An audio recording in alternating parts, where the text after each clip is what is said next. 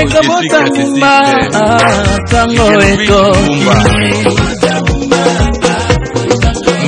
mwaka ekobota mbuma tango eko kio zaki tolele matondo ekobota mbuma tango eko ki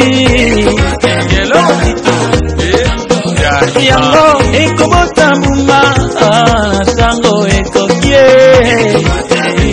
Ben Kumbu ya eko bota nini mbuma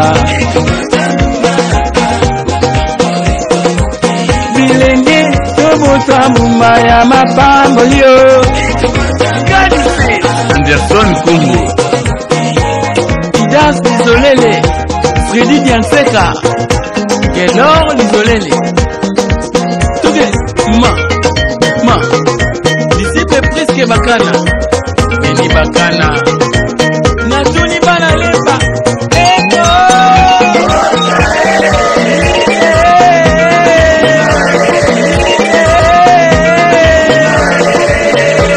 Mbuma ya mapamboli apporte tout pour du Lukete Gérard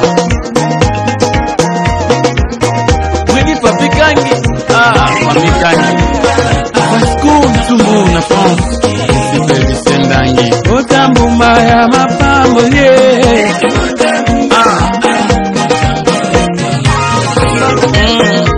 Lokumo yo topesa na nani boy go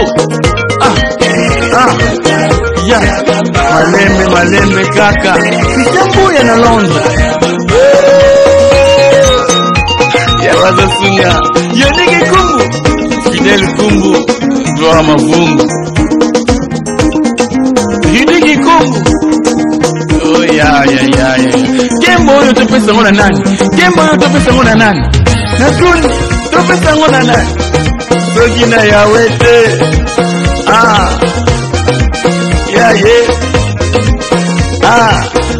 na tosukiawa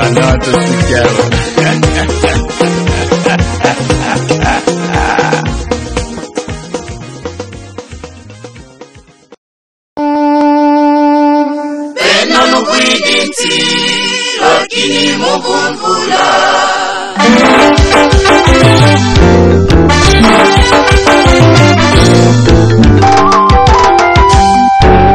Mindele mitukidi mumfisa Tama bamweni dimbo kimoneke ni mukongo Benano kwiditi lakini mugumvula Mindele mitukidi mumfisa Tama bamweni dimbo kimoneke ni mukongo Benano kwiditi lakini mugumvula Katenga katukidi mumfisa Tama bamweni dimbo kimoneke ni mukongo Benano kwiditi lakini mugumvula Inungulu dingalele bogo kusulu mambu maneni mamoneke neko Sambi wakulu mwene mbwetete yeti bana temonza Ina mfisa tama bamweni dimbu kimoneke ni mukongo Benano kwiditi lakini mugumvula Inungulu dingalele bogo kusulu mambu maneni mamoneke neko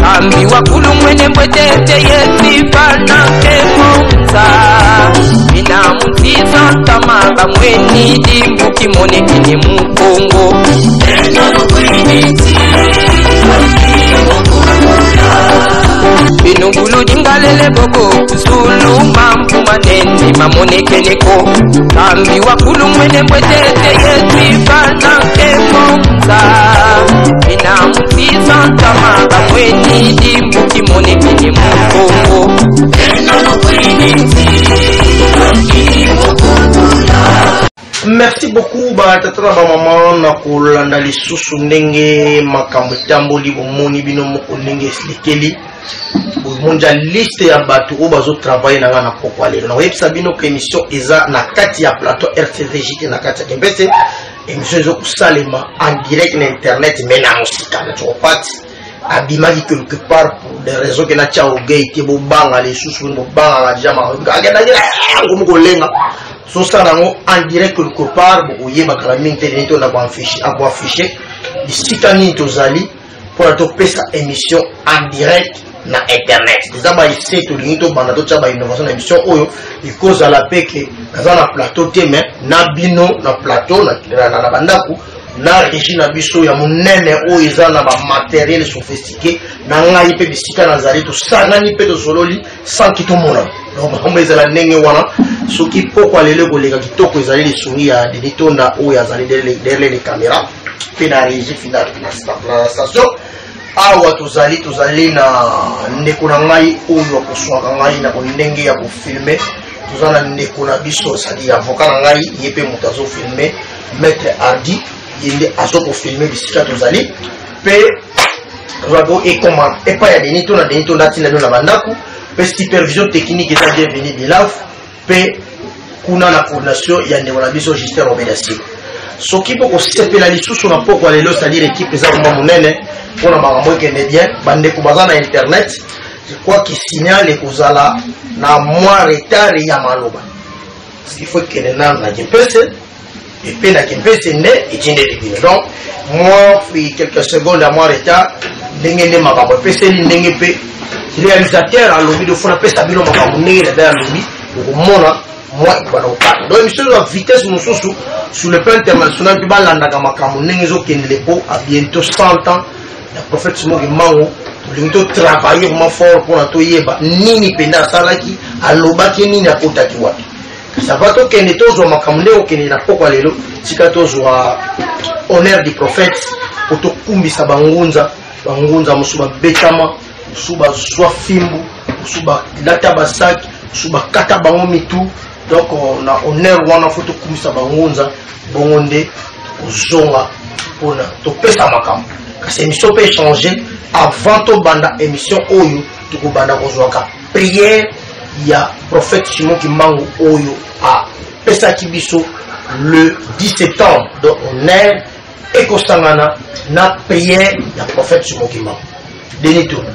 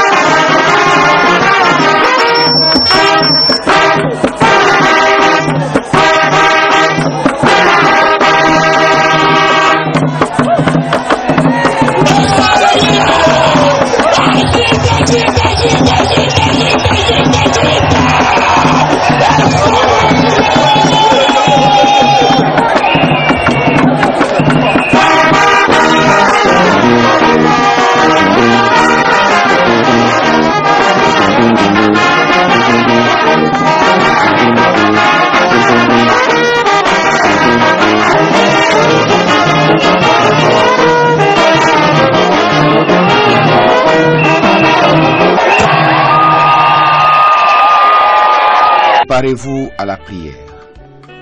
Alors prions. Prière à vous tous, les anges du trône céleste, source de notre existence. Prière à vous les 7 anges qui siègent à la cour de Dieu Tout-Puissant. Prière là où s'élève le soleil et là où se couche le soleil. Prière à l'est et à l'ouest.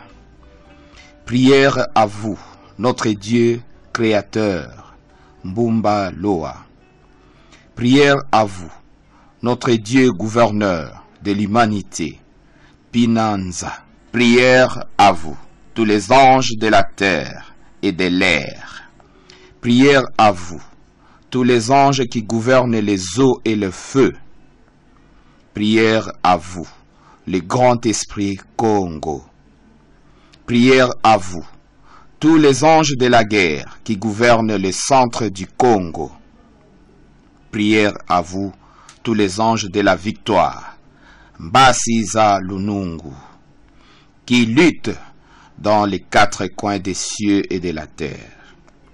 au nom de l'œuvre que vous m'avez confiée devant les cieux et la terre, je le répète 3 fois, faites à ce que votre sainte bénédiction puisse remplir les cœurs de ceux qui se lèveront pour aider le peuple du Congo.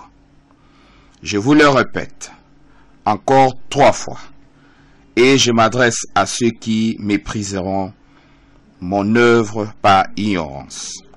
J'implorerai notre Père, Créateur, afin qu'il leur pardonne et qu'il leur ouvre la voie de la compréhension. Mais gare à ceux qui vont se servir de couteaux, de flèches, de fusils, de poisons et de la sorcellerie, d'envoûtement ou de tout autre moyen de nuisance pour causer la mort et la désolation au peuple du Congo. Ce genre de truands, qu'ils soient des blancs ou des noirs, qu'ils soient des Bakongo perdus ou des Bangala, qu'ils soient des Baluba ou des Swahili, ces esprits de ténèbres, Peveza Mbuzimbu, je le jure, au nom de tous les envoyés qui ont été tués au Congo, en Afrique, en Asie, en Amérique et en Europe, que leurs esprits maudissent ces ignobles individus, qu'ils soient détruits et envoyés dans les prisons spirituelles des cieux. Je les demande et je les commande à vous tous les anges des cieux et de la terre de mener un combat pour le progrès humain et divin. PV Zantemo Wabantu. Je le répète encore 3 fois, devant les cieux et la terre, gare à ceux qui continuent à chercher la désolation dans les 4 coins du monde. Venez, ô Dieu le Père Tout-Puissant, je vous appelle, ainsi que tous les anges de la guerre, Mbasi Zamvita, afin de conduire un combat contre ce monde de ténèbres, Nsi Yabubu. Gare à ceux qui continuent à renforcer l'esclavagisme et la colonisation de peuples noirs. Vous êtes un Dieu vivant, je vous implore sans cesse. Ngieti ku fiongonena, au nom du sang versé par tous vos envoyés et de leurs humiliations, je vous les demande et je vous le recommande. Ô Dieu d'amour, Kalunga, venez avec vos anges des cieux et de la terre pour détruire cette humanité de ténèbres, Mahanza Makibubu, qui continue à se moquer de votre amour majestueux. Je demande à ce que la guerre éclate encore en Europe, Vitaya Boadiaka Kumputu, pour que la race noire se réveille et puisse revêtir une maturité qu'elle avait perdue depuis les temps les plus reculés. Que votre alliance soit sanctifiée et bénissez le peuple Congo et la race noire de toute l'humanité. Amen. Ingeta. Il est recommandé au peuple du Congo, le regard fixé à l'Orient, de lire cette prière matin, midi et soir. Merci beaucoup na sima ya koyoka kopesa honneur pe na koyoka prière ya ngunza nde biso wana tozui malembe toyoka parce que si j'ai otobandaki semaine passée ezalaki ya Mahema Lobama qui na Mbanza Sanda le 10 septembre et pas ya prophète Sumokemanga. Je crois que si j'ai oye tunisa ki bino mitu, si j'ai oye pesi bino pena makambo ebele ya pasi na mitu ya ngoto zonge la ngole sosu pe bino nyos bozana connaissance sur prophétie wana il faut le connexion oye bolo babo yebeli yango ndengeni to tika tante ka ndele baba na koloniser ka même makambo ya biso moko fuka mundele. Donc ndenge za nengwana lelo to koyamba invité na biso kasi yope ko budede na kote ko lobe na sanda kote bongo te lukuta azoko ko critiquer na kote zo contact na numéro monana émission mansoeki pona yo okota en contact opesa biso yo yebeli ndenge ni So critiquer na ndako fo mokimba ko beta yokuna. So yo benga ngembo takimba ko beta yokuna. Fo ya awa opesa makambo ndenge makambo yo yebelia. To boyi lokuta. Tika to yo ka prophétie wana en entendant éviter la biso toujours ko débrier ba moya koma ba ba to ba kiti. Toyo 40 ans, tout bon ça a toyo ka prophétie il y a prophète Chimokimbango kwa no le 10 septembre na banda sana zo selebino yango les sous bo senga ki ezonga les sous bon neto ya ko yamba inviter la biso deni tona kuna na kimpese na station générale kuna na régie finale ya makambo pesa biso prophétie ya Chimokimbango.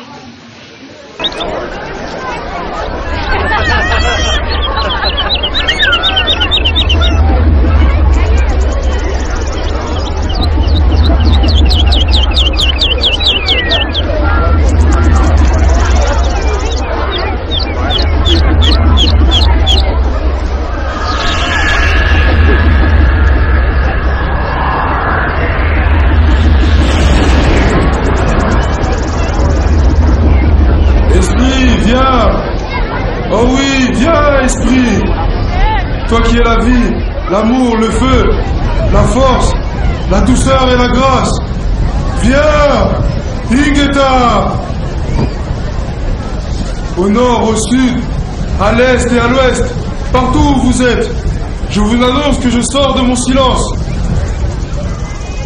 Mes frères et sœurs, l'esprit est venu me révéler que le temps de me livrer aux autorités est arrivé. Tenez bien ceci. Avec mon arrestation, commencera une période terrible d'indicible persécution pour moi-même et pour un très grand nombre de personnes. Il faudra tenir ferme, car l'esprit de notre Dieu Tout-Puissant, Nzambiampungu Tulendo, ne nous abandonnera jamais. Et il n'a jamais abandonné quiconque se confie en lui, car il est la vie, l'amour, le feu, la force, la douceur et la grâce. Les autorités coloniales vont imposer à ma personne physique un très long silence. Mais elles ne parviendront jamais à détruire l'œuvre que j'ai accomplie, car elle vient de notre Dieu, le Père Tout-Puissant.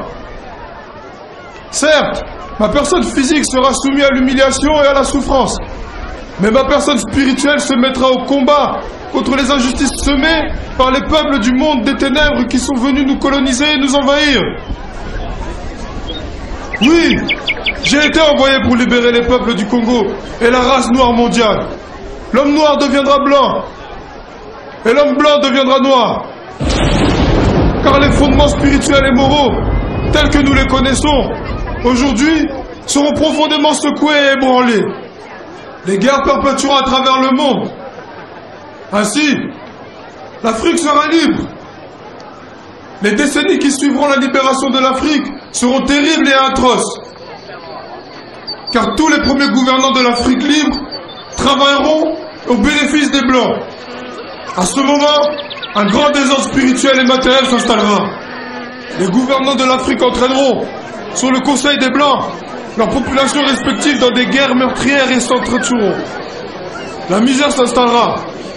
Beaucoup de jeunes quitteront l'Afrique dans l'espoir d'aller chercher le bien-être dans les pays des Blancs. Ils parleront toutes les langues des Blancs. Parmi eux, beaucoup seront séduits par la vie matérielle des Blancs. Ainsi, ils deviendront la proie. Il y aura beaucoup de mortalité parmi eux, et certains ne reverront plus leurs parents, et reverront plus leur Afrique. Il faudra une longue période pour que l'homme noir acquiert sa maturité spirituelle. Celle-ci lui permettra d'acquérir son indépendance matérielle. Alors s'accomplira la troisième étape. Dans celle-ci naîtra un grand roi divin. Il viendra avec ses trois pouvoirs. Le pouvoir spirituel, le pouvoir scientifique et le pouvoir politique. Je serai moi-même le représentant de ce roi. Je liquiderai l'humiliation que, depuis les temps les plus reculés, l'on a cessé d'infliger aux Noirs par l'esclavage et la colonisation. Car de toutes les races de la Terre, aucune n'a été autant maltraitée et humiliée que la race noire. C'est pour cela, chers frères et sœurs, continuez à lire la Bible. À travers ces écrits, Vous arriverez à décerner les actes de ceux qui sont venus vous apporter ce livre et les écrits ou principes moraux contenus dans ce livre. Il faut qu'un voleur soit saisi avec l'objet qu'il a volé.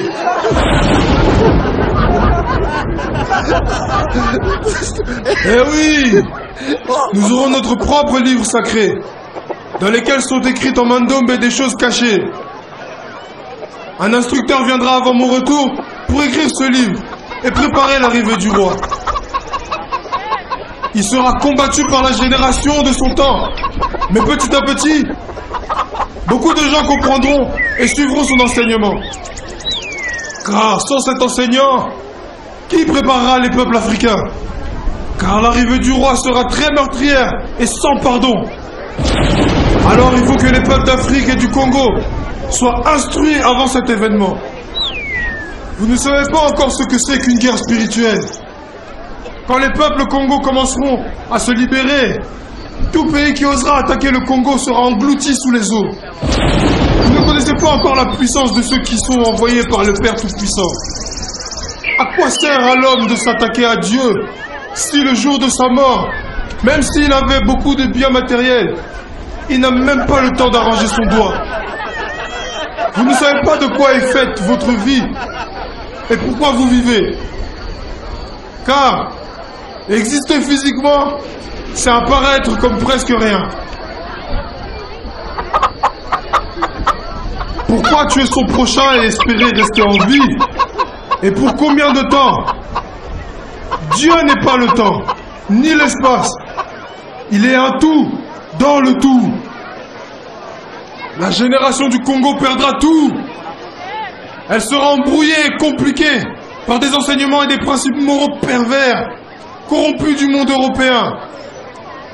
Elle ne connaîtra plus les principes maritaux de ses ancêtres, de son Nzambi Mpungu Tulendo. Elle ignorera sa langue maternelle. Alors je vous encourage à ne pas négliger ni mépriser vos langues maternelles.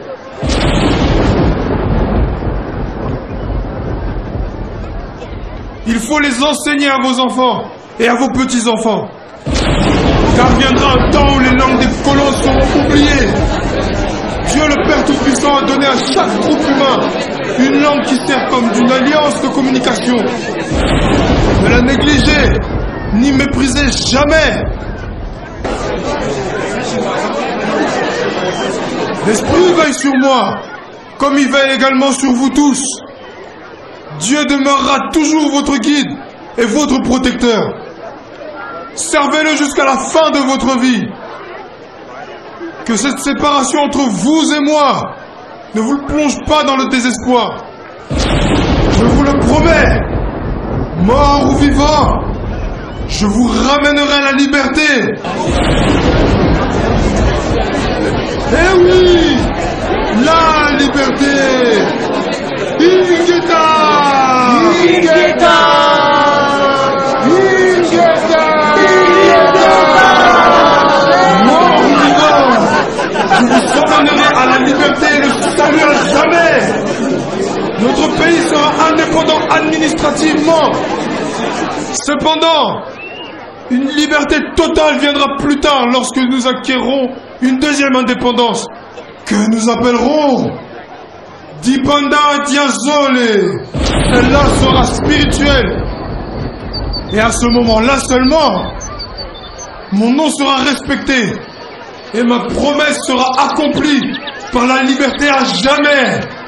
Ingeda! Ingeda! Ingeda! Ingeda!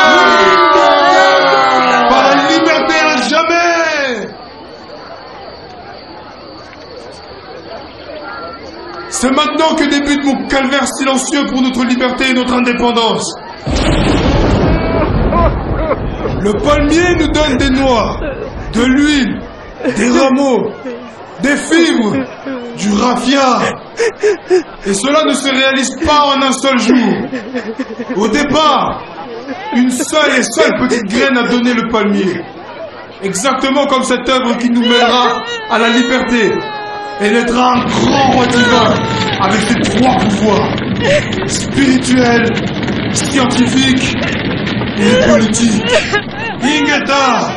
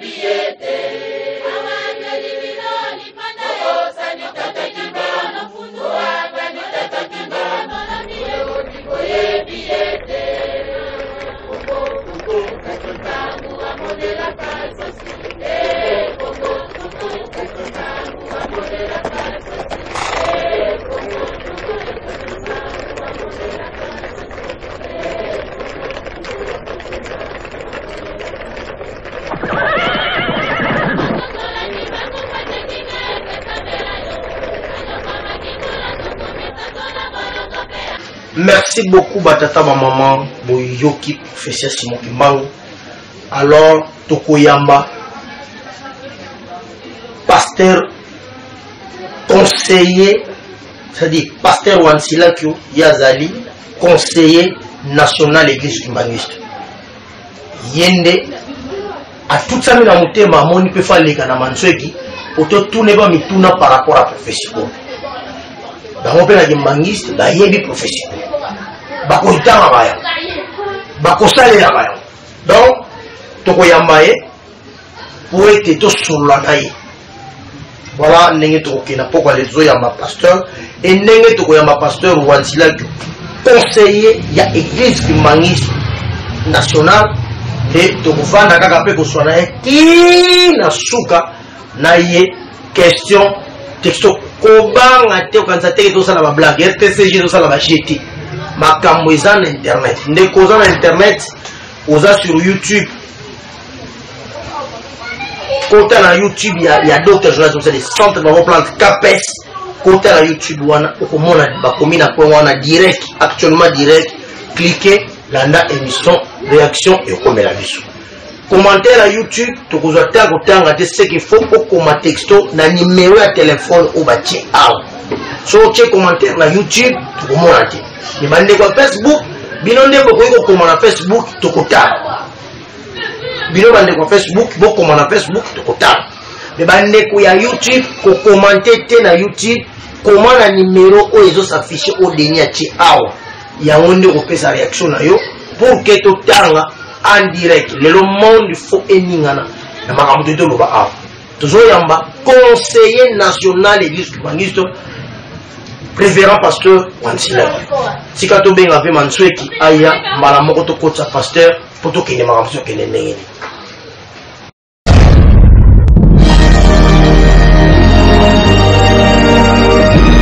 La vérité, écoutez Kalabele, la vérité. Les mensonges restera toujours les mensonges. Le français va vous mentir, il restera toujours quelque chose. Tazalgo Kende, qui vivra, verra.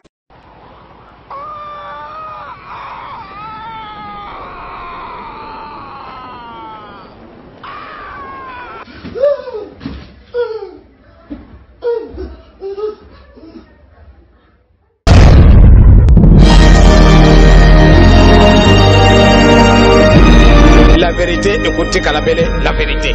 Les mensonges restera toujours les mensonges. Le français va vous mentir, il restera toujours quelque chose. Tazalgo Kende, qui vivra, verra. Liboso na bino tozali na révérend pasteur conseiller national église Kibangisto papa révérend Wansilaki yende azali conseiller na l'unité nationale aladaki pe émission amonaki ngo vraiment intéressant mais yango amemeli biso document biso lobi tomonaki vidéo mais ayeli biso document oyo ezali na prophétie nyonso mobimba lo makambo tolobaki lobi ezalaka mpona biso moko te me bakimbangiste pe bayebi yango révérend ayeli biso d'abord document oyo tokutala ngo eza na Kikongo bino kutangi na français oyokaki yango lobi na français to mi akopesa bino mwa résumé na Kikongo bongo nde tokoposer ba question pa ya révérend toko question penza te me tokosola po parce que bino mo message ya makambo prophète Simon Kimbangu fuka ba deba na bo bendana tokobenda na pasteur mais tokozwa ba précision et pas ina ye par rapport ya révélation oyo ngai na kobunda na moke na kotransmettre yango ndenge ezaleli ezali na Kikongo mpe mwa moke koaporte mwa filingala mpona bandeko oyo bayeba le 10 septembre makambo nini elekaki kuna Manzanzala. Le 10 septembre nazotala oyo pasteur ayeli biso prophétie 10 septembre tokenda na lingala po comprendre ngabako pasteur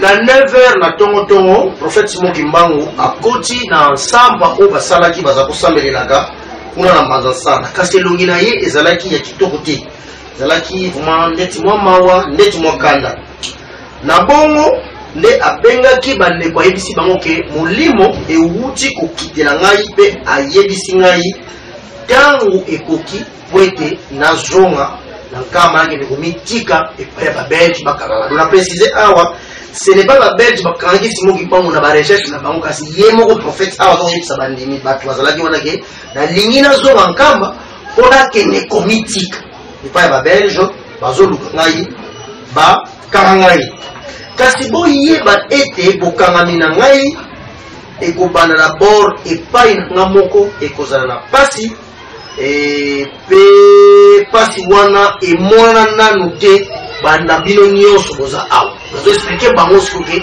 pasi oyo nga na boyoka banda bobotani ndenge boza boye bomona nanu pasi ya lolenge wana te oyo ngai prophète Simon Kimbangu na koyoka c'est-à-dire bakoyokisa ngai pasi bato mpe mwa mingi bakoyoka pasi na kokangami na ngai kasi bino fo bozala kaka makasi donc babokana na keke te bozalaka makasi parce que molimo na Nzambe ekoki kotika bino te mpe molimo na Nzambe etikaka bato oyo basalelaka ye na solo te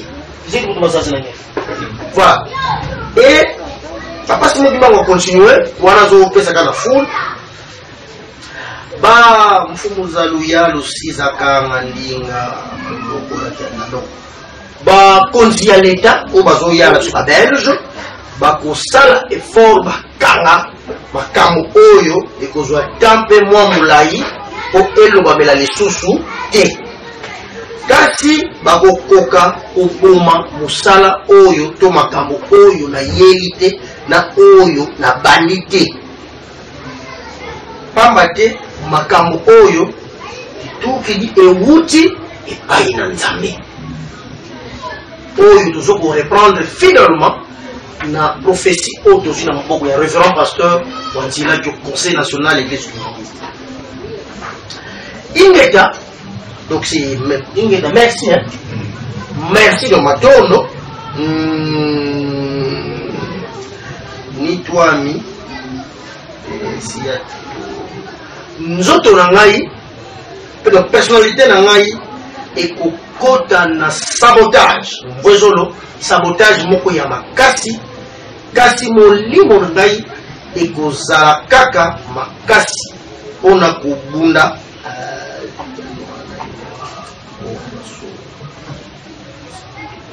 kasi na kobunda kaka mpona kobimisa bato oyo bazali na molili sadi biso bansumu oyo na yo pozolanda ngai. Alors prophète va continuer tout en profondeur idiodio yango wana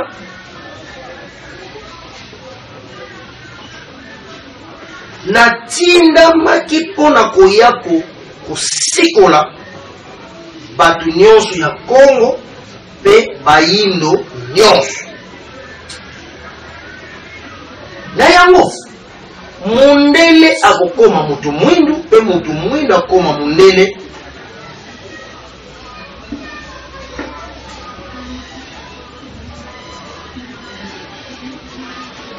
pamba te makambo nyonso ya mabe oyo mundele azokosala ekolongwa pe pe biso moko tokozwa indépendance.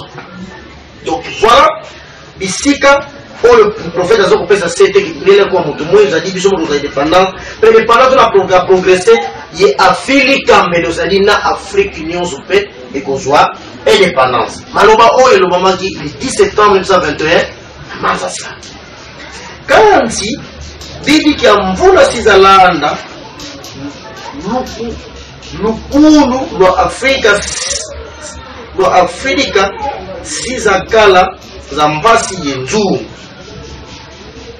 kadi mkiadi mianjete ni Afrika si miasadila mindele yemiakala sadulu yemindele kasi tangu pape kozala indépendance wana bambula pe mwa mingi bokovanda ba président nyonso bakoleka na bambula wana bakobanda kosalaka na ba injonction to na ordre to na ndingisa ya baminene bozomona yango te bozomona yango te na yebiti abakili so prophète mvola ngani ya inene ya mbeve ya kimbeve ya kinsuni si ya moneka na moma wana ba président wana bakobanda kodirija ka mboka na ba institution baminene désordre komonana kobanda na pays kobanda na esprit na milimo na biso pe na banzoto na biso pe yango ekozwa indépendance mais comment on va sous la désordre et komona nguza zo continuer à kopesa ba makambo na ye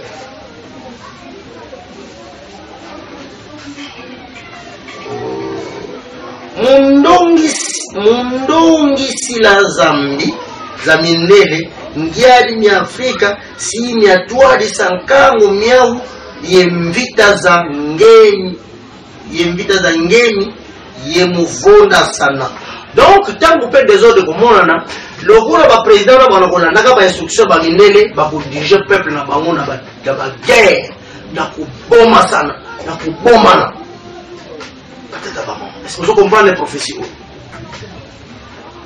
Tout na pasteur mais prophète abakisi su tozo kende kaka na ba moma wana kaka bantu bato bakuboma sana bakuboma na ba jeune mingi do sali totanga na Kikongo zindwenya za zingi sizena munziza mindele si ba fovandinga za ba mindele ba jeune mingi bako préférer mingi okende pa ya ba mindele pe bako préférer mingi ko ba langue ya mindele ba mais le français ba mais l'anglais ba mais le wallon bako ba langue wana ya ba mindele babingi mukati kia bao si bavwa foi yebankaka mubao kabavutu kadia kamona bibuchi bya kwa misusu pe tango bakokena mikelebe minele bakekola balangi na okivanda kuna bakomona kuna ezabie bakuboma bango pe bakozonga susu te bakokena tozomona ba migrant donc ibos bakamnazo prophète alobaki so emo esale so le molongo déjà longi wana pe bakonse donc neto prophète alobi alors prophète alobi lisusu nini kadi kondwa kwa longi wo nani sika longi la yekubika nkangu wa Kongo. Okay. Useli soki longi wana ayete nani akubungisa population. Okay. Longi zaka obligé longi fois. Kadi ngizi lu ya ntinu yena fasa kesa mumfuilu ya ngolo ye mukondwa kwa ngenda mkutu mbote nkangu wa Kongo mbote nkangu akongo kwa Kongo walubulwa tekila ngisulu yoyo.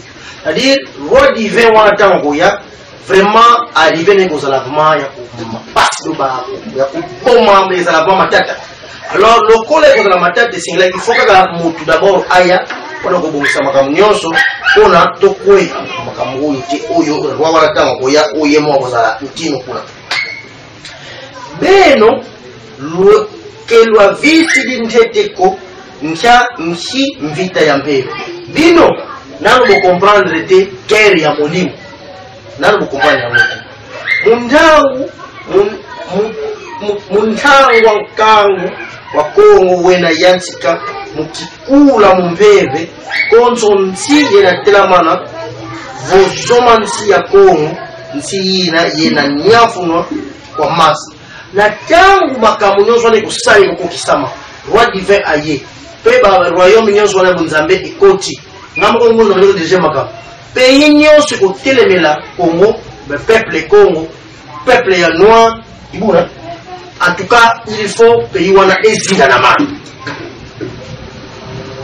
prophétie lo bisusu tina nini mutu akoki ko telemela nzambe soki mutu ayebi ke ye akokufa mukolo ye akokufa akomema eloko te pona nini mutu akoki koyeba likambo wana te kanzi kena lenda abe mutu akomema na ye eloko te to mibongisa ye akokufa donc konso lweka kaluze boyebi kutu nano te vina bino eza lolengi esalema lolengi boyebi nano te ye mukuma nkilu zingi langa boyebi vina bino eza ndenge nini te boyebi pete pourquoi bozoko vivre kadi zinga mukinsuni yebonso vo zinga munkatu katu o vivre na musuni eza na ngone timezo vivre na pamba na rien ngatu mukuma kifwete vonde la pangi a pangi ya kumundwe soki kutuvina yo oyebi ndenge zalite pona nini uzoko se permettre ya kuboma uningana yo ndangu kwa ngeye wena zinga nzambi kila indangu vumbaluko na tangu yozoko vivre kasi nzambi azana tante azana pe na génération te voye fuluko azape na isika te nzambi kene fuluko wena mpe yenkena mpe wena mpe yendangu ye fulu bya wozono ye kalunga azabi sika nyonso pe akokela kabisika nyonso kuna wa Kongo si wa viduswa si wa vidiza lusantu ba wozo c'est-à-dire ba Kongo bakubungisa histoire na bango nyonso bakubungisa matei na bango nyonso bakozingaka bakolingaka makambo oyo ya baminene ya bato poto bakongo bakotosa kaka mpe kolinga langi na baminene kasi langi na bango moko eko bakolinga yango te kasi nayebisi bino langi na bino ili fo bolinga yango botia yango bana na bino bateko na bino mpe bagénération nyonso bayeba langi na bino pamba te mikolo ezali koya balangi ya mindele ekolimwa ekomona lisusu te tata nzambe apesa bato na langi na bango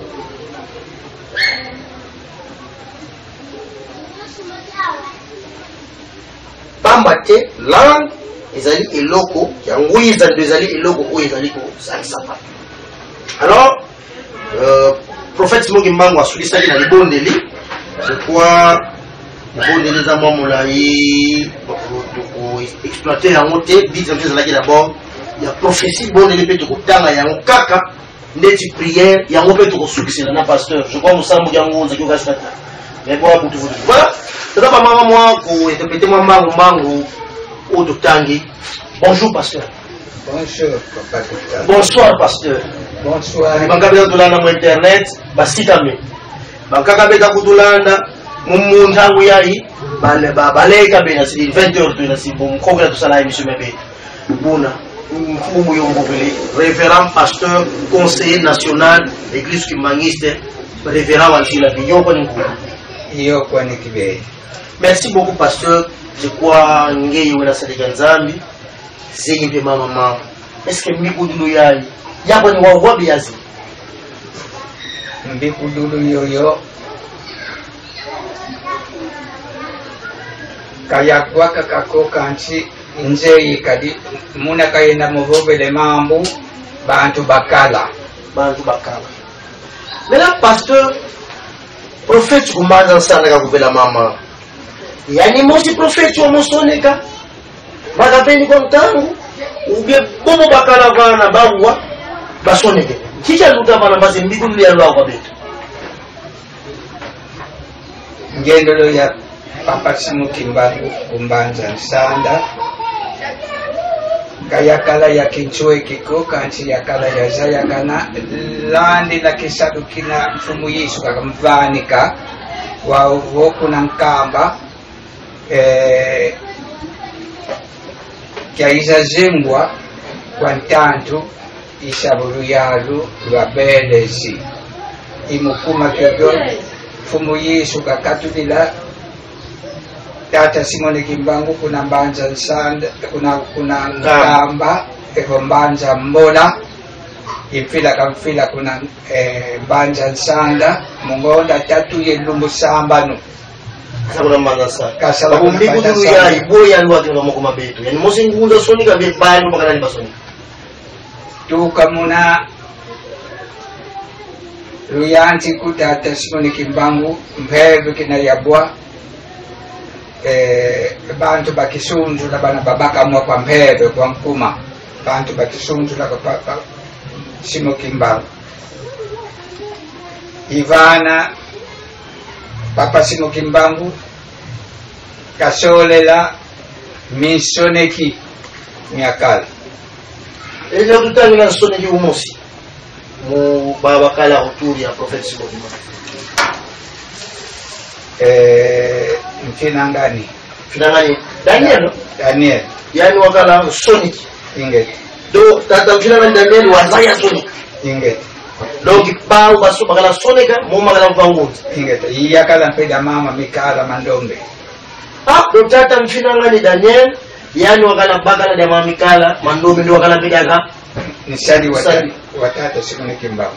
Merci beaucoup batata ba mama boyoki ke prophétie tant prophète zakolo ba makambo batu basalaki wana basalaki koko entre autres pasteur Ayebisi biso soki tokoki kozwa ba makambo oyo sur ba écrit il y a apôtre parce que ba disciple disciple il y a prophète Simon Kimbangu finangani Daniel bali ya tombe ya disciple les chouchou mama kala non maintenant le pasteur Wansila Dio conseiller national de l'église humaniste mikudulu ya mozo si baki de tapi ya njeti tubaki de ya kimvwanza chaki mvwanza nyo utamona jojo ngonza kakuna cho kwani kioni kale les 30 juin ou bien kimvwanza nyo kwa kameneti kimvwanza kiantete tobaka kimvwanza kia kinsuni ikiki kwani kibeni ngonza kakofele mumbikudulu ya ide kira ya baka meni jojo ngonza kakuna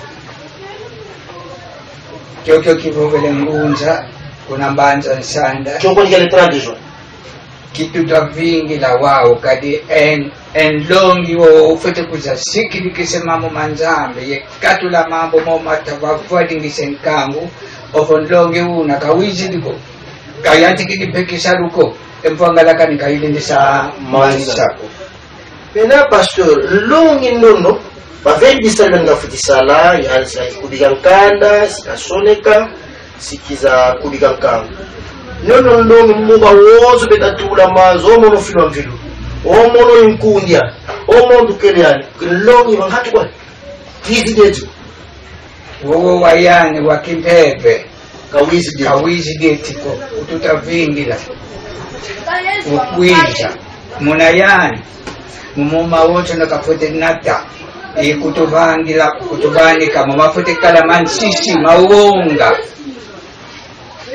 Katika maadisu kunsha kayako. Donc, bushi tuanzai na kelongi ya mkugizi. Kadi sisi tule na mona apepe mande ngonza beka determine. Muta kiabu bota mona ngolongi bushi tuanzai nanga pasteur wa tsila kuna longi yani bajene bila kutulana. Kibale na mona mungu bila yeye. Puissance bikududu mavanga mambebeta we futa longi na yani zangu. Mawonchono mbe makisona mena munankanda mya bobo bateka sala yemfumu Yesu. Okay. Kadiani tomene sasi la tomene swasikisa yani uvo lutala muna masono kwa mabibile. Bibile dina ikatue kitite bamoko metoko. Dio difute solo wallo ingeta kadalwe kiti momoko metoko. Kadimuna tufute zaila enswasikisa yumuntu wa mambo makinitu momo tunatuno kwa mindele ubye emuntu yoyo yani yoyo tata simone kimbangu katusisi la promesse kuna mbanja sana. Donc si je comprends bien pasteur longi nono vowisiti yenkanda una wa sisa wa kutuvana promesse wa mbikuti. Donc bibila tom ou bien ye bibila yenkanda u bui sito kanna munda moyi ou bien ta sito vingi la ordre yon longi sikavale. Bon voilà mon ngizidi ngunza utumini ebu bibila ibui ou bien jina kwani nkanda bewo ndia wa longi unaga kayetu wewe itayetu langi balike katuna bangunza muti mundu ketwa mwezi dakana jambo ni kuelekea mkwanzani kalikala mkufiku yani nzengo ndio sana mbo tamu na shule na kai jambo dina ya kipepe sijakala ya kipepe. OK. Voilà ba tata ba maman je crois toujours continuer bino biso toujours poser ma question bino pe beaucoup poser la question parce que makambo ya prophétie oyo eza clé ya makambo nyonso oyo kokobebisa biso to makambo pe oyo kokobebisa biso. Voilà. Donc longi kisiti. Boyo tuwili diaga ngunza tumene sikilisa baba. Mama kasikilisi diaga parce que mambo munene saki tukando. Ndonza kitu kwa munene. Ngeye bota mwana. Tutakatula wangu kanda kali nguza kwa mama. Ou bien tokuma kuja mindele mnabunda tabaki mvanda kungodo yala. Katuna tangu mulenda katula nkanda uwa ndombeko yepaka wampembe watula kansi wauko mutangwa yina yizili mavangu mana makimpeve imana mafute vinga na kwa beto momo makitombe imana mafute katuka. Merci beaucoup pasteur, je crois ça y est que soba nkanda gome mambo makimbeve mamba si makota kwa bei kiuna kibei. Voilà batata ba maman je crois professeur oyo tokena musika tokondekana kwa analyser yango tutoyeba ni tokiko garder na professeur a bientôt ni ko bisa 100 ans. Pasteur tuwidi ngunza vava kutuma mavuli mwana kwa nibeza bantu sibezola kwenda kumputu sibafuila kuna sibavila kuna tuwidi Mungu vava jambo jambazi jaga ngunza katile tino siwiza ndo swakala imazayu yenzayu ilulendo luyalo ikimayala ikinzambi ikipera seke boba wonso balutikala muyala Afrika bi muyala Congo seke ntimo awizi netu kwa ngapo wow kinabo entango kaya fueneko en longi wowo kaukulu mukinietiko kayanti kigeti nkete ekisunzu la kuna kwa mkaka muna mavango muna malongi momo makala muna bibile byodio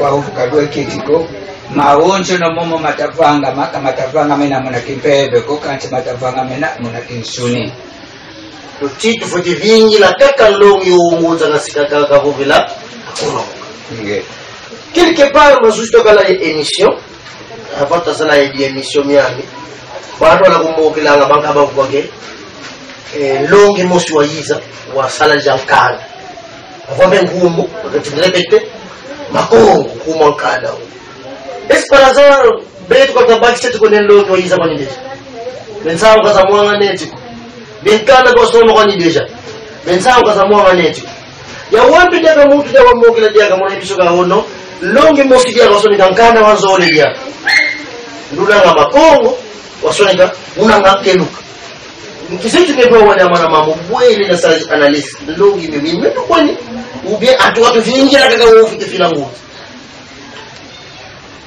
Kedongolo moko ikambaka moko kanchi utuzeyo robeto salo tutasala tutatumwa kunkamba kwa yadi mosi data simokimbangu kiangani iyani kaka una yelendo una kwa beti mukutusikidikisa entangu ifuene evoka ya fuene etiko kwa wote na kusidi mpamba donge minkana nyonyo tuvingira kangunza ukafila ubye foi niya ubetuvingira ndinga yabo ndinga si yabo esi ya waka na mukonko ya yanza ke longe wizi inge kanda usonda me inge est-ce que mon niveau ka kimbangiste projet yo yasonika kanda yena tout le temps en place que ngebe charger conseil ya evangelisation na ngatu na kala mfi chofi mozebu vuka ni ngoro na bantu kuzosiba wakati ngibisi muzike kanda pesi usonama weka mon niveau ya direction générale ngalo ni tsanguza bila yina nkatu kanti utuzaidi devo ntango hoifuene mawoncho no mama tutamona vempoka mavempoka mana simakala landi la una chikudu kusudu sayan papa simo kimbangu kiangani ivana situaza ile enso aswani emankaka pe mambo mumayikudu vo matombe kamakala kwa nidiaka ye pouvoir ko yelendo wewe ni mawe. Merci beaucoup madame maman, je crois binomo bozoka pasteur ye atutsama kitanto bali ko de la prophétie nzoka ndena kimbangiste pe prophétie ko bayilia nzoka pe bango bazozela ya donc et sans polémique sans complaisance tozoko loba ndenge makambo ezaleli yope omonike ozala ba precision ko pesa na mbikudulu oyo lokola longi nano ayete ndenge kosela longi toko ya koyeba ye après c'est que toujours continuer ko palper ko bunda bunda pona déjà to mi yebela ke ba ko tinda mutu parce que ngunza lobi longi faut kizi ke makambo na isale na brutalité parce que koya na yebo za matata donc il faut que longi ayi mais yo soki omoni ko za ba précision ko contacter biso na numéro ezawana o petit biso ba détail nyonso problème ezate débattre kofinga te kotiola te pesa biso oyo yoye kabo ata pasteur tuweleka mombi kuluka tuweleka mombi kulu ya itama betu itakwenda kama bisu kwa wana ngemo ngunza domene sikidisa kisito kivana mundinga za mkaka kanze ndinga bere moska lufisi kaliko tu kwenda ndinga za tulavuvu tulega tusika ma français ki fini mu tu ngabele siki bantu madaki to koma baba bebwe ko tu vida ndinga za uza mendele te vidi ya kunya ndinga ndi ngoza bebu ndi tsu buwa te bemwe nani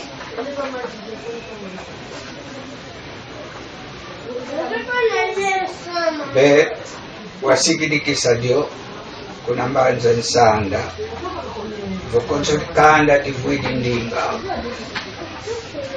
kadi munandinga imuna luzingu lwa muntu, munandinga imuna mpe lukwikulu lwa muntu, munandinga imuna mpe kadi ebufu kya muntu. Tale makanda wa utusidi bana babili bafuatakana mukuma kenki basoto lendinga uyoyo bautukira babaki lendinga zozo zampa basomeke ili awuduleko konso kwa kale mbunza tata simoneke mbango tomate sigidi kesapo kabalendi jambo landinga au uyoyo bautukiranga.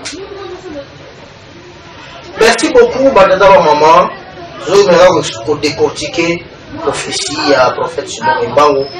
Donc, je crois que vous comprenez, vous avez un révérend pasteur Watila qui est conseiller national de l'église humaniste. Yépe, Azopé Sabiso. Tout le monde dit Yazo Bikoula. Azopé pour analyser, Azopé Sabiso, les réponses, c'est le nez Bango, il y a un peu il avait prophétie. On critique, on casse le bapon, yaka awa iyo pe ya koloba na yo émission oyo eza pona ba secret oyo yo yebite wana o batu ba yebite wana yango ne foye la bisha mais oyo yebani nango déjà o papa Simon Mbango janga le chef de l'église Kimbangisi to yebi na biso déjà ata ko tukutera pepo sana kwa déjà mais ngenza kututera momo bandu kabaze imomo tutasosa kwa mama ko no Kolo Yesu azamona nzamba matali kolo aseko ka ebanina. Mika ko yebisa biso peut-être era mataka ko likolo akutaka nani. Wana yakana kanjwe. Wa masekeka yo papa. Soki sekro yebite voilà. Les frères pasteurs tutakwenda malembe kuna kwenda clôturer la ngonza mama minga kuva kuna. Mu valeur ya mundu. Muluzitu lwa mundu. Mulembo kwa fonda sana. Musita sana mulembo kwa vonda moyo la Mungu nkingunza kabudila nzoto furuki wazana kitu za vonda sana wazana kitubali kwa bakata ya kiatu ya vonda sana ya vonda Mungu ku nkiadia Mungu nzazola fwa place deja mabanza mikududu yina ya ngunza bantu zikeni vonda sana ko kya fungu na vonda la Mungu ya mudaki bwei mwenye mwatamuna bibi semuki pekesa kadi wamona yani kibeni yemomo kavangwa imomo sikavangwa imomo simavanga mabunkatuka yani muna lunitu bwadu idi audina kapekesela emambo momo muna katika mpovo ani kuna mbanja sana penda pasteur tutadi bimbikulu ya wonzo no tumwene fulu mbingunza kavuvele mfumu ya Yesu kizeko telima mama manene gani vuva de wazona wali mbila mfumu ya Yesu ko umbiku dubani yayi ubie yani wasoneka kuma Yesu akatu boy tuna expliquer c'est pas parce que ya tana mfumu tule Tanzania chiku na nsu qu'est-ce que c'est fait que mundu ndo wantuma mais vava mu mbiku dubani kavuvele mfumu kamata ditibe ni muntu ko yani kakaye yani wantuma baza yani kansi utuma mukatafova yani ngwa ogo yetu katulende muko katusabidi muko muna nkembo wowo ufote kala wa kimpeve usanula muna kipeve katulende ulenda muna ikatulende wokotako kansi mukota munkembo wowo luvua tatete pepe yoyo ya ndongo yoyo takubukulo tavanunwe ntilulu ovoyizi iyawu kaka ifuto kututuadisa mufkia kwa awonchono evukile kati awonchono mubeto bandu ivo mutleko yavanga tata nzami bongo mulumbu kya wumu mutuvweni vava tata pastor sikola utukunzuka eske mpeve ya ndongo ya yisa kisa kwa beto be yena kazi kaya saki kisa mbele beve ya kikadila tuka mana bisema banza kansi ntangu za wonso na koswa diambu yintangwani tangu buka ifweni ko inga mambo lubanga kya mambo lusosa vanga kama lendi sa salakanako kansi ntangwani bo ifweni kwa diambu kaka difuto kala kaka bo na yaki na yaki donc veve lo hitaji mais kasi chakara yasi kisala kwa kufundisha lako bi utasala kwa niganzi nsilu za fuini wena wakikadila ye wena yesikakala kaka gansi yani vo chilulu ya inene kuna kobeno uvingi de pepe ya ndongo ovu yantikide ekisali mawonse na momo tutamwene mpasi mutangwa yina empati yina katu diako. Merci beaucoup batata maman émission oyo eza wana mpona kocritique bakute eza émission eza mpona kopesa lumière na baopinion ya bandeko nyonso eza respecte eza émission esalaka batembe te eyaka na baélément de preuve na makambo oyo oza likolo na makambo oyo yo ozokodéfendre débat te mais iloba kaka les faits vérité mpana biso bosembo mpona bato bazwa information. Je crois, révérend pasteur, nanga mbikulu tezele shoti debi muna shoti malembe ngawe ya beto itakwenda nkia abantu baka lusambo lulangomza nkile ndafufa mu beto batu yovuliko vazulu ya mikulu yayi 17 ans mu ngi yovuliko kele nsatu ya muvova mo yovuliko vukina ko salam de conclusion et synthèse par rapport à Mbikoudou il y a 17 ans.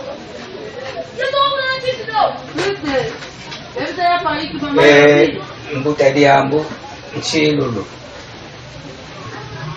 zetuvo kemba kakatufike kemba ye nani yani tata mwanda avelela idina tukatuka mumambi kasi tuzaya zola zaya tata nzambi kadi munani tata nzambi imuna kakamunene ngatikilu imuna kakamunene tsukulu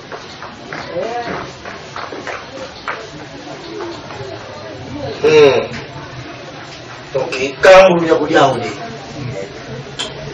matondo mingi lisusu batatana ba mama kize kusambu kiaki kina ngolo za mpira yayi kiti kongo ketolena yotanga tiaka kitabakisako nikina yako muntu sambu ya kila kwa mwenye tasambi na kubenge musoyo sambi sambila konenge je crois batate mama masambu kiaki kya prophète Simon Kimbangu yani wakisambila kumangani sana mono seko sambila bonso butukina mu papier benu bawozo no si lazima meso monza sistema na ngatangi tatanga belu za vote meso batele baba musambo kiaki kwa fikala concentré mwana plasamba la sambo kiaki na chau peke yake tumalizina emission yetu ya kokele ya huu mwene bivyo bien to kusundeke na mo internet ya mwene kanti kwena bivyo bya ngade video vulwako kwa pasteur wansila kunima sambo tusambi dikaka sambo kiaki mais mwana yana ndipovuka ngo mvangu ka mbote yebeto pe passer baraza le mbote tué wanda ta prepara sambu moi mukie na lingato kusala résumé batata ba mama émission zo continuer pona continuer koyeba mozindo ngai moko pe na koma na baza sana déjà ba contacter la permanent kasi zo continuer ko tula ba mikolo pe ba o bazana connaissance ya mikolo sala débatté yo yango pesa bisoka kama kama yebilango ngini tikatobo. Parez-vous à la prière. Alors prions. Prière à vous tous, les anges du trône céleste, source de notre existence. Prière à vous les 7 anges qui siègent à la cour de Dieu Tout-Puissant. Prière là où s'élève le soleil et là où se couche le soleil. Prière à l'est et à l'ouest. Prière à vous, notre Dieu créateur, Mbumba Loa. Prière à vous, notre Dieu gouverneur de l'humanité, Pinanza. Prière à vous, tous les anges de la terre et de l'air. Prière à vous, tous les anges qui gouvernent les eaux et le feu. Prière à vous, le grand esprit Congo. Prière à vous, tous les anges de la guerre qui gouvernent le centre du Congo. Prière à vous, tous les anges de la victoire, Mbasiza Lunungu, qui luttent dans les quatre coins des cieux et de la terre. Au nom de l'œuvre que vous m'avez confiée devant les cieux et la terre, je le répète 3 fois, faites à ce que votre sainte bénédiction puisse remplir les cœurs de ceux qui se lèveront pour aider le peuple du Congo. Je vous le répète encore 3 fois, et je m'adresse à ceux qui mépriseront mon œuvre par ignorance. J'implorerai notre Père, Créateur, afin qu'il leur pardonne et qu'il leur ouvre la voie de la compréhension. Mais gare à ceux qui vont se servir de couteaux, de flèches, de fusils, de poison et de la sorcellerie, d'envoûtement ou de tout autre moyen de nuisance pour causer la mort et la désolation au peuple du Congo.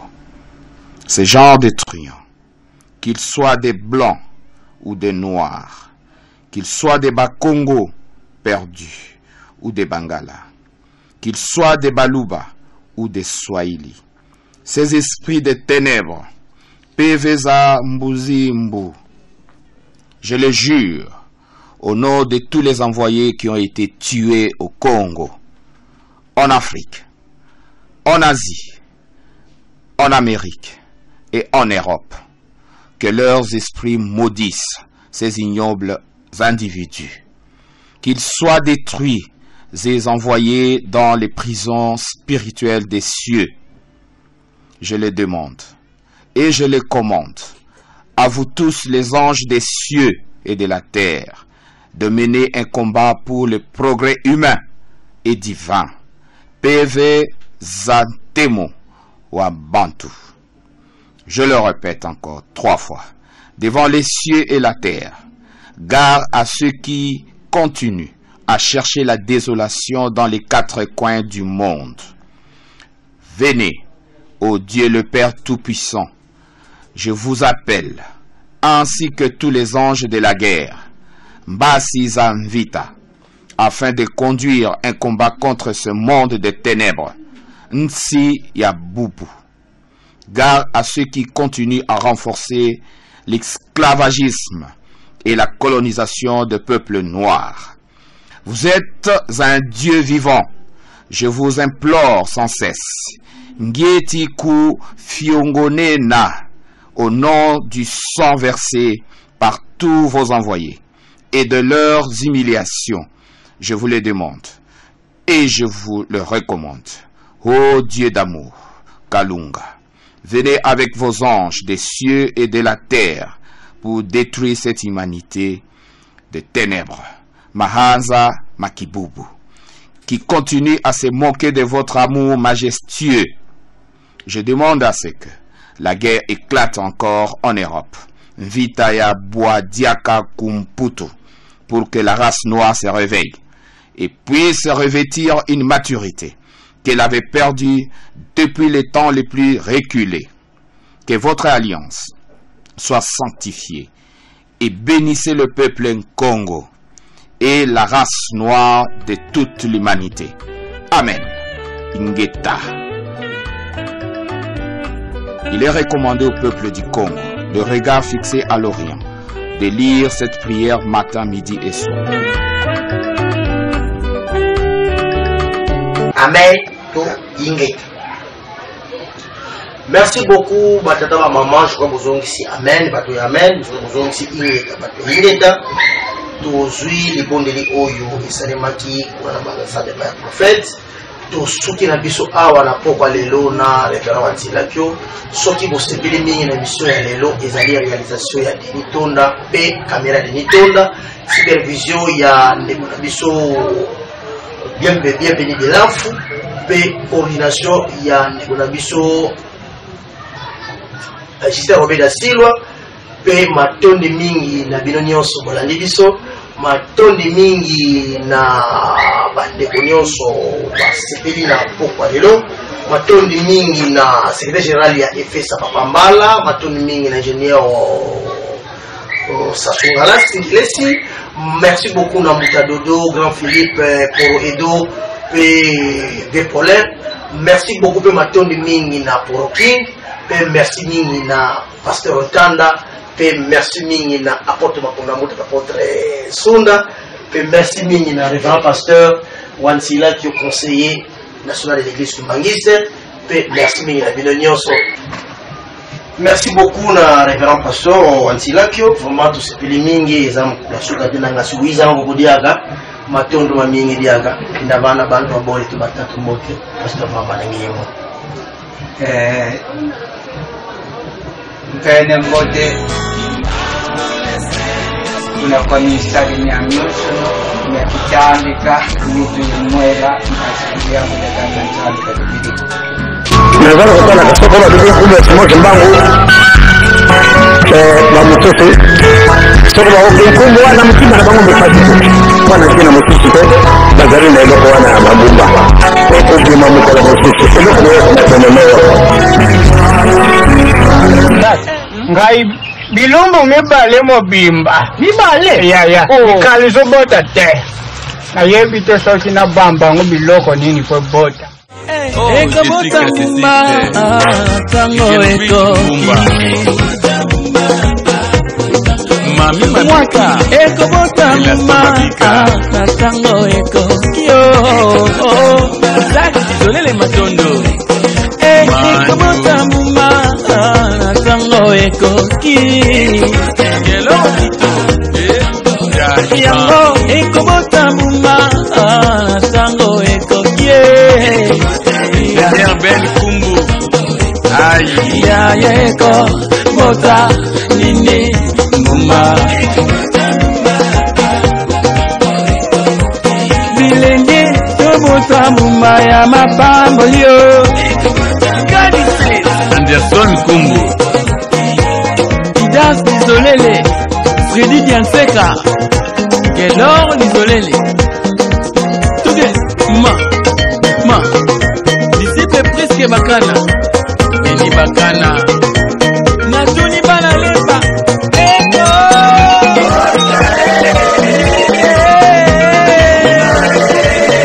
Namuma ya mapamboli Apporte tout pour du Lutete Gérard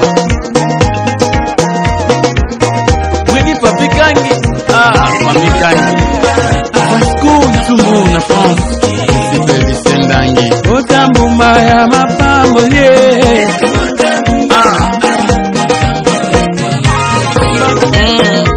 Lokumo yo topesa na nani boye go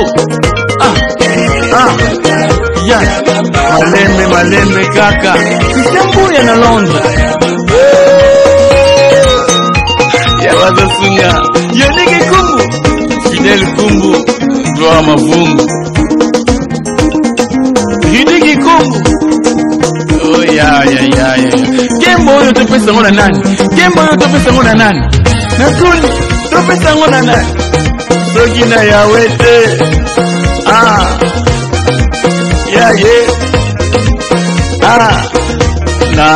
na tosukiawa